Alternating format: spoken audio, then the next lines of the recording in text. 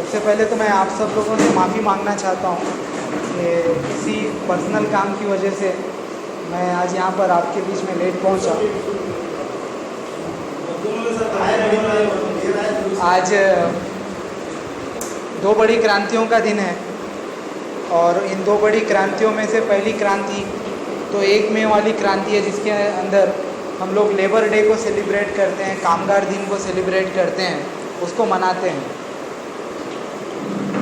दुनिया के अंदर जो भी बहुत बड़े बदलाव आए होंगे या जो बग़ैर जंग के, यानी एक मुल्क का दूसरे मुल्क पे हमला ना करते हुए भी जो लोगों ने सत्ता को परिवर्तन किए हैं, तो उनमें सबसे बड़ा अगर कोई सत्ता परिवर्तन या व्यवस्था परिवर्तन, सत्ता परिवर्तन तो हमारे देशों में बहुत जगह अलग अलग जगह सत्ता परिवर्तन होता है, हुकूमत बदलती है, लेकिन किसी जगह पर किसी गट ने या किसी समुदाय ने व्यवस्था परिवर्तन अगर पहली बार किया होगा तो वो इन मज़दूरों ने किया है, इन मेहनतकशों ने किया है। संयुक्त महाराष्ट्र जिस स्वरूप से बंधा था, संयुक्त महाराष्ट्र चळवळी के अंदर जो लोगों ने हुतात्मा जिनको मिला है, जिनको शहादत मिली है, उनमें ज़्यादातर वो लोग हैं जो कामगार चळवळी से, जो मजदूर आंदोलनों से आए हुए लोग थे। आज देश के अंदर जो व्यवस्था बन रही है, आज देश के अंदर ऐसी एक व्यवस्था का निर्माण कराया जा रहा है कि कहीं ना कहीं हमको लगता है कि ये व्यवस्था मजदूर की दुश्मन व्यवस्था है, ये व्यवस्था कामगार की दुश्मन की व्यवस्था है। आज आकर कहीं ना कहीं उन कामगारों के ज़िंदगी की जो भी दिनचर्या है, उसके अंदर की जो भी वस्तुएं हैं जो वो इस्तेमाल करते हैं, चाहे वो अनाज हो, चाहे आपके खाद्य पदार्थ हो, कहीं ना कहीं जाकर उन चीज़ों पर हमला करने की सरकार कोशिश कर रही है। ठीक है, जो मज़दूरों को लगता है वो हम लोगों को भी लगता है जो मज़दूर नहीं है, लेकिन इसके अलावा भी सरकारें आजकल जो यूनियंस है, ख़ास तौर से जो यूनियन है फैक्ट्रीज़ में है, उनके ऊपर कहीं ना कहीं जाकर दड़पण लाने का काम कर रही है। पहले ये कायदा था कि 15% अगर एक फैक्ट्री के कामगार सब मिल गए और उन्होंने डिसाइड कर दिया है कि हमें यूनियन बनाना है, तो वो लोग यूनियन बना ले सकते थे।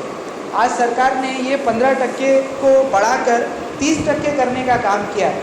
मतलब जब तक 30% लोग लेबर डिस्प्यूट एक्ट, अगर समझो कोई तनाज़ा होता है, फैक्ट्री डिस्प्यूट एक्ट, कोई कारखाने में तनाज़ा होता है, तो उसके अंदर सरकार ने फेरफार करके यूनियन बनाने का अधिकार 30%, अगर जब तक लोग संगठित नहीं होते तब तक उनको यूनियन बनाने का, वो यूनियन को परमिशन नहीं देने का काम आज ये सरकार करने जा रही है। लेबर गट, मजदूर, कामगार वो समाज से आता है, ख़ास तौर से कि जो समाज आज पढ़ाई से बहुत दूर है।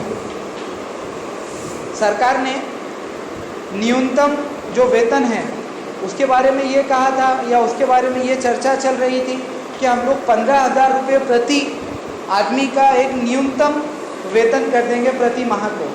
लेकिन ये जानकर मुझे बहुत अफसोस हुआ, जो हमारे लेबर मिनिस्टर हैं उन्होंने ये कहा है कि प्रति माह जो इनकम है सरकार ने उसको सिर्फ 10,000 तक रिस्ट्रिक्ट कर दिया है। तो आज के इस वक्त में 10,000 रुपये मतलब 300 रुपये भी रोज़ नहीं हो गए हैं।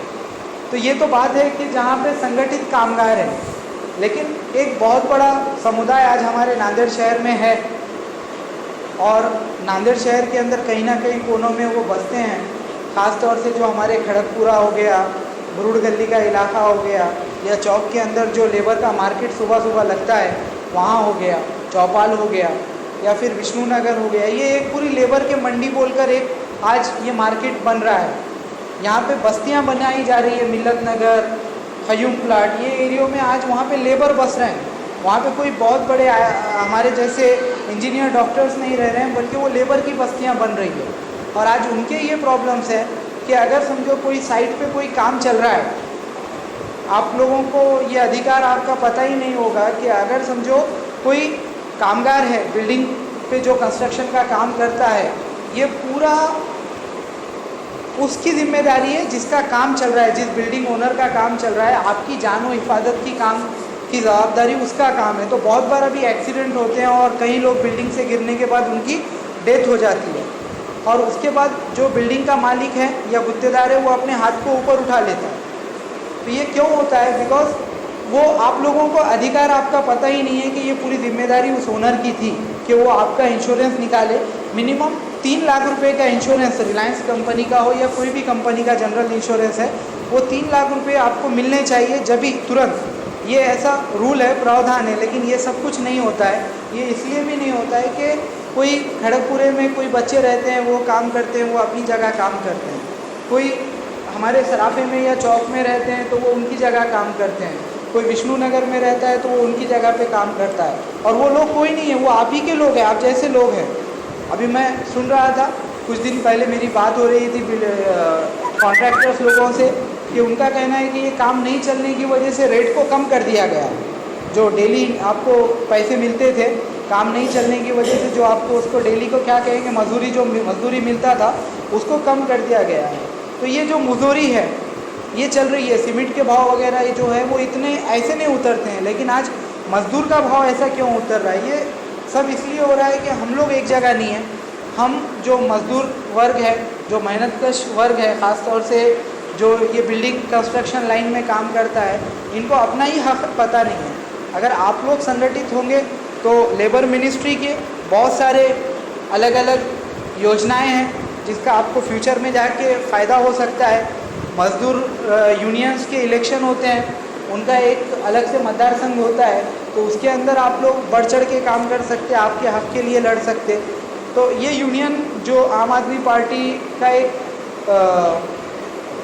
ऑब्जेक्टिव है, दिल्ली से जो हमारे मिनिस्टर हैं गोपाल राय जी, जो पहले मज़दूर यूनियन ही से देश के अंदर राजनीति में अपना नाम कमाए हैं, उनका ये कहना है कि सबसे पहले जो ये बिल्डिंग एंड कंस्ट्रक्शन लाइन में जो लोग काम करते हैं, बांधकाम मज़दूर जो काम करते हैं, आज बड़ी संख्या में नांदेड़ में बांधकाम मज़दूर है। तो इनको अगर एक जगह लाकर इनके हक़ के लिए अगर करेंगे तो इनकी एक तो जानें महफूज होंगे। 5-5 फ्लोर की बिल्डिंगें आज बनने की परमिशन नांदेड़ में मिल चुकी है, लेकिन उसके बावजूद कोई भी नया सेफ्टी प्रिकॉशंस ये बड़े बड़े कॉन्ट्रैक्टर्स और बिल्डर इम्प्लीमेंट नहीं करते। आप लोगों को कोई टाइप के सेफ्टी इक्विपमेंट नहीं देते, वहाँ पे कोई सेफ्टी नेट नहीं रहता। तो ये सब चीज़ें वहाँ पे होनी चाहिए, क्यों तो जान जाती है, जो मज़दूर मरता है उसी के घर को उसका दर्द का एहसास होता है। 2 लाख रुपए आ जाएंगे, 3 लाख रुपए आ जाएंगे, ये पैसा अहम नहीं होता है, लेकिन वो मज़दूर की भी एक इंसान है, उसकी एक अहमियत होती है। तो इसके लिए मज़दूरों के सेफ्टी के लिए जो रूल्स एंड रेगुलेशन है वो सही तौर पर इम्प्लीमेंट होते हैं या नहीं, ये भी देखना नांदेड़ के हिसाब से बहुत ज़रूरी है। आम आदमी पार्टी ने अभी तय किया है कि हम बहुत जल्द श्रमिक विकास संगठन को नांदेड़ में एक स्वरूप देंगे, एक बड़ा स्वरूप देंगे, जिसका आगे का कैसा काम रहेगा वो फारूक सर आपको अपने बात करते वक्त बताएंगे। मैं आप सभी लोगों को आज इस मज़दूर दिन पर, कामगार दिन पर शुभकामनाएं देता हूं और महाराष्ट्र दिन की भी शुभकामनाएं देता हूं, और यही उम्मीद करता हूं कि जो क्रांति पूरे दुनिया में प्रस्तापित करने का काम मज़दूरों ने किया है, एक उसी तरह की क्रांति हम अपने नांदेड़ के अंदर भी बहुत जल्द लेकर आएंगे। इनकलाब जिंदाबाद।